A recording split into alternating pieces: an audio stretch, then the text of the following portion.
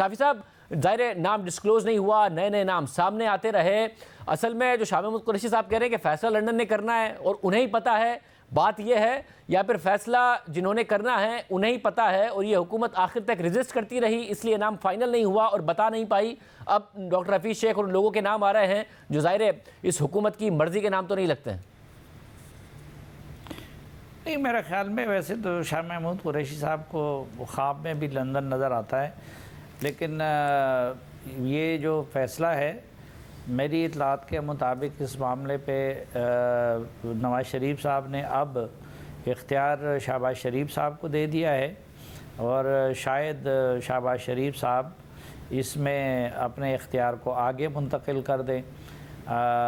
तो मामला तो कुछ इस तरह नज़र आता है। शुरू में एक ख्वाहिश थी मुस्लिम लीग नून की इसहाक डार साहब की, लेकिन अब तो उनका चैप्टर तकरीबन क्लोज़ हो चुका है और मेरी मालूमात के मुताबिक अभी तक कोई नाम फाइनल नहीं हुआ है। जो जिस तरह शाह महमूद कुरैशी साहब को अब हर हिदायत ज़ाहिरी बात है अटक जेल से आती रहेगी, हर फैसला अटक जेल से आता रहेगा, तो मुस्लिम लीग नून में ये हकीकत है कि असल अथॉरिटी वो बयान नवाज शरीफ साहब ही की है, लेकिन उनका मेरी मालूमात के मुताबिक शहबाज शरीफ को हिदायत यही है कि इस मामले पे उन्होंने किसी इदारे से या इत्तेहादियों से ज़्यादा तनाज़ा नहीं लेना है। शाह इकबाल साहब, आप कहिएगा, आपको लग रहा है कि ये सब एक डिक्टेशन के तहत हो रहा है, इसलिए आखिर तक कोई ना कोई अपना नाम एडजस्ट करने की कोशिश हो रही है, या वैसे ही सीक्रेट रखा हुआ है हुकूमत ने? बहुत शुक्रिया शाहजेब, मुझे नहीं लगता कि ये फैसला केयर टेकर प्राइम मिनिस्टर कौन होगा ये सोली लीडर ऑफ द ऑपोजिशन और लीडर ऑफ द हाउस का है, क्योंकि जो केयर टेकर फैसले से पहले जो इलेक्शन अब वक्त पे नहीं होंगे, CCI ने अप्रूव कर दिया है सेंसस का मामला। जब ये मामला हुकूमत के सोली इख्तियार में नहीं था तो फिर केयर टेकर जो एक प्रोलॉन्ग केयर टेकर अब होगा, क्योंकि वो तजावुज़ कर सकता है 90 दिन से और जा सकता है तकरीबन 5-6 महीने तक, तो वो फैसला हुकूमत का अपना कैसे हो सकता है। आप खुद देख लीजिए कितनी पोजीशंस हुकूमत ने इस मामले पे बदली हैं। पहले कहते थे पुराने सेंसस के ज़रिए होंगे और कहते थे नोटिफाई नहीं करेंगे, फिर अचानक से उन्होंने कानून साजी करना शुरू की, केयर टेकर सेटअप को बाख्तियार बनाना शुरू किया और फिर अब कह दिया कि अब नए सेंसस पे इंतखाबात होंगे, क्योंकि ये फैसला सोली उनका था नहीं, उनका इरादा कुछ और था और फिर उनको मजबूरन ये फैसला अपना तब्दील करना पड़ा। इसी तरीके से जो केयर टेकर सेटअप वाला मामला है, आप देख लें कि क्या बयानात आ रहे थे। जब इसहाक डार साहब का नाम सामने आया तो वो ये कहते थे कि सियासी शख्सियत होगी, पीपल्स पार्टी ने भी आपके पोजीशन ली कि सियासी शख्सियत को ही होना चाहिए। अब जो है नून लीग ये बात कर रही है कि नहीं, कोई न्यूट्रल शख्स होना चाहिए, सियासी शख्सियत पर तो सवाल उठेंगे। राना सनाउल्लाह साहब जो डार साहब के होने पर कह रहे थे कि क्यों वो नहीं हो सकते, अब वो कह रहे हैं कि नहीं, डार साहब न्यूट्रल नहीं है तो हम किसी टेक्नोक्रेट को भी लगा सकते हैं, किसी साबिक जज को भी लगा सकते हैं। उन्होंने उस दिन हमारे प्रोग्राम में कहा कि हफीज़ शेख साहब का नाम भी गर्दिश कर रहा है। तो ये देखें ना आप, पोजीशन जिस तरीके से बदल रहे हैं, कभी कहते हैं कि पुराने सेंसस से होंगे, फिर पोजीशन तब्दील करके नए सेंसस की बात करते हैं, कभी कहते हैं सियासी शख्सियत होगी, फिर कहते हैं नहीं नॉन सियासी शख्सियत होगी, तो वो ज़्यादा न्यूट्रल एक सिंबॉलिकली लगेगा। तो इससे साफ जाहिर होता है कि जो टॉप लीडरशिप है इन पॉलिटिकल पार्टीज़ की, उनके हाथ में ये अहम फैसले नहीं हैं, वो सोली इन फैसलों पर नहीं आके उनके इख्तियार में नहीं है कि वो डिसीजन ले लें।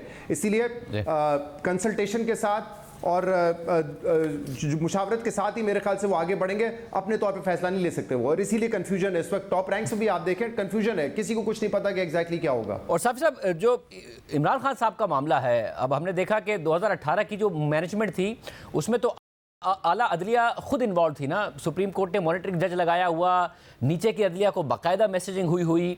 अब आपको लगता है कि वो मैनेजमेंट हो सकती है इमरान खान साहब के केस में? क्योंकि अगर इंतखाबात 120 दिन बाद तक चले जाते हैं तो उन्हें इतनी देर तक जेल में रखना तो बड़ा मुश्किल होगा इस तोशाखाना के केस में। आपके ख्याल में ये मैनेजमेंट हो पाएगी? इमरान खान साहब को जेल में रखा जा सकेगा इस सारे के सारे, अगर वो उस तरीके से मैनेजमेंट का इरादा है जो 2018 में हुई? नहीं शाहज़ीब, एक तो मेरे ख्याल में जुडिशरी की तरफ से उस लेवल की ज़्यादती इमरान खान साहब के साथ न हुई है, ना हो सकती है जितनी कि नून लीग के साथ हुई थी। और फिर खुसूसन उनकी जिस सूरत से फैसले करवाए गए थे और ऊपर से सुप्रीम कोर्ट का जज इसलिए लगाया गया था कि वो उसमें सूरत लाए। यहाँ जो इमरान खान साहब की जितने भी मुकदमात हैं आप अगर देखें तो उसके अगर फैसले नहीं हो पा रहे हैं या वो शुरू नहीं हो पा रहे हैं तो वो आला अदलिया की वजह से नहीं हो पा रहे हैं। तो यहाँ पे तो मामला उलट है। लेकिन जहाँ तक मुक़्तदिर हलकों की तरफ से सलूक का ताल्लुक है तो मेरे ख्याल में ये मामला अब क्लियर है कि जो PTI है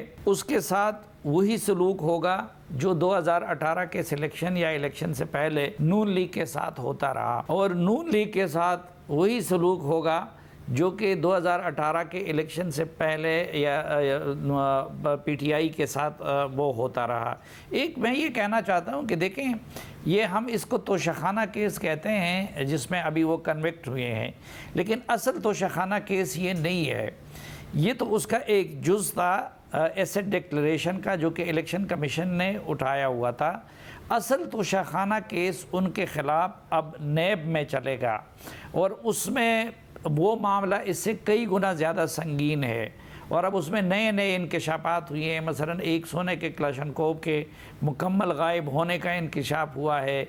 इसी तरह काज़ाकिस्तान के सदर की दी हुई एक लिथियम की पिस्टल की वो मुकम्मल गायब है।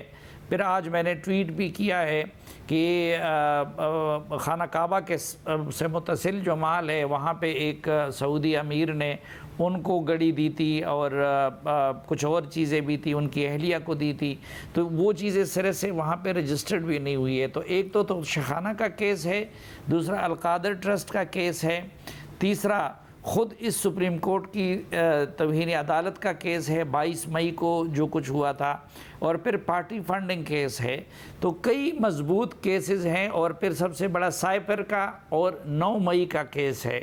तो मेरे ख़्याल में अब वो सारे केसेस जो हैं वो उनके ख़िलाफ़ चलाए जाएंगे और अगर उनको अब ऊपर से सहूलतकारी है तो वो भी शायद मिड सितंबर में ख़त्म हो जाए और फिर वो केसेस रूटीन के मुताबिक मातहत अदलिया में चलेंगे। शाहिद साहब आप कहिएगा, ज़रा एक 9 मई का एक्सपीरियंस था, उससे पहले तरीके से आप कहती भी थी कि आप इमरान खान साहब को गिरफ्तार करके दिखाएं। 9 मई में एक रिएक्शन आया, सुप्रीम कोर्ट ने भी स्टेप इन किया, इमरान खान साहब बरी हो गए।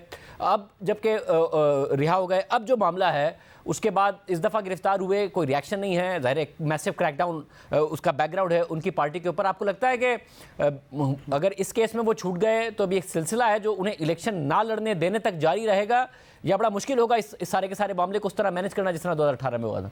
अच्छा, एक तो शाहजेब, ये तो हम पिछले काफ़ी अरसे से सुन रहे हैं कि 2018 से पहले तहरीक इंसाफ के गुब्बारे में जिस तरीके से हवा भरी गई, उस हवा को निकालना है, पार्टी को डिसमेंटल करना है, और खासतौर पर 9 मई के बाद। लेकिन जो सलीम साफ़ी साहब बात कर रहे हैं वो बड़ी अहम है। सलीम साफ़ी साहब कह रहे हैं कि 2018 में जो सहूलतकारी भी हुई तहरीक इंसाफ की, अब उसी किस्म की शायद सहूलतकारी नून लीग की होने जा रही है। यानी कि जो हम एक सवाल उठाते थे कि क्या अब स्टैब्लिशमेंट ए पॉलिटिकल हो गई है, इस बात से तो लगता है कि वो अभी तक ए पॉलिटिकल नहीं है, क्योंकि एक तरफ तो डिसमेंटलिंग वाला मामला है वो चले जारी रखेंगे आप, लेकिन दूसरी तरफ से क्या नून लीग की फैसिलिटेशन भी उसी तरीके से होगी? तो यानी कि हमने माजी से कुछ सीखा नहीं है और फिर हम इसी एक्सपेरिमेंट में लगे हुए हैं। होना तो यही चाहिए कि जो भी इलेक्शंस हो वो फ्री एंड फेयर हो और जो प्री इलेक्शन का प्रोसेस हो वो भी फ्री एंड फेयर हो। दूसरा जो तोशाखाना वाला मामला है, देखें इसमें जितने भी आप बात करेंगे लीगल एक्सपर्ट से वो ये कहेंगे क्योंकि सज़ा 3 साल से कम की है तो लिहाजा जो सेंटेंस सस्पेंड वाला होता है वो मामला तो बआसानी हो जाता है, बेल मिल जाती है, सेंटेंस सस्पेंड हो जाता है। हाँ, जो कन्विक्शन है वो अपनी जगह पे मौजूद रहती है, वो इलेक्शन नहीं लड़ सकेंगे क्योंकि कन्विक्टेड है और उनका मामला जो है वो सुपीरियर कोर्ट्स में चलता रहेगा। और गालिबन कल आपके प्रोग्राम में राना सनाउल्लाह साहब ने ये बात कही थी कि 10-12 दिन में उनको बेल मिल जाएगी क्योंकि उनकी सज़ा कम है। जो नवाज शरीफ की सज़ा थी, मरीम नवाज साहिबा की सज़ा थी, वो ज़्यादा थी। नवाज शरीफ साहब की तो 10 साल की सज़ा थी, वहाँ पर फिर जो कन्विक्टेड लोग होते हैं उनको ये रियायत नहीं मिलती, यहाँ पर इमरान खान साहब को मिल जाएगी। लेकिन जो आप बात करें वो बड़ी अहम है, क्या अगर उनको बेल मिल जाती है, उनका सेंटेंस यानी उनकी सज़ा सस्पेंड हो जाती है, तो क्या वो जेल से बाहर आ जाएंगे? मुझे ऐसा नहीं लगता। मुमकिन है कि फिर किसी और केस में उनको उठा लिया जाए, वो कोई भी केस हो सकता है, साइफर का मामला हो सकता है, फॉरेन फंडिंग का मामला हो सकता है, या जो दीगर केसेस उनके ऊपर अलकादर ट्रस्ट का चल रहा है हो सकता है उसी में नैब दोबारा उनको अरेस्ट कर ले। तो मुझे तो ये लगता है, और इसकी वजह ये है क्योंकि देखें ये बात काफ़ी अरसे से चल रही थी कि सिर्फ नाअहल करने से कोई फ़ायदा नहीं होगा पाकिस्तान तहरीक इंसाफ के चेयरमैन को। उनके राब्ते जो है वो मुनक़ता होने चाहिए उनकी पार्टी से, उनकी पार्टी के जो लोग इलेक्शन लड़ रहे होंगे वर्कर्स से, तभी जो है मामला सेटल हो सकेगा। तो मुझे लगता है कि जैसे भी आपने भी अपने इंट्रोडक्शन में बताया कि इलेक्शन से पहले नवाज शरीफ साहब जेल में जा चुके थे, मरीम नवाज साहब जेल में थी, शहबाज शरीफ साहब अलबत्ता बाहर थे, तो इस दफ़ा भी बाज़ाहिर तो यही लगता है कि प्लान यही है कि जिस वक्त इलेक्शन हो रहे हो, जिस वक्त इलेक्शन का मामला हो, उस वक्त इमरान खान साहब जो है वो जेल में हो। लेकिन क्योंकि अब इलेक्शन डिले हो जाए तो हो सकता है कि इस केस में वो फिलहाल बाहर आ जाए, लेकिन फिर कोई और मुकदमा बने जिसमें उनको उस वक्त जो है वो अंदर कर दिया जाए।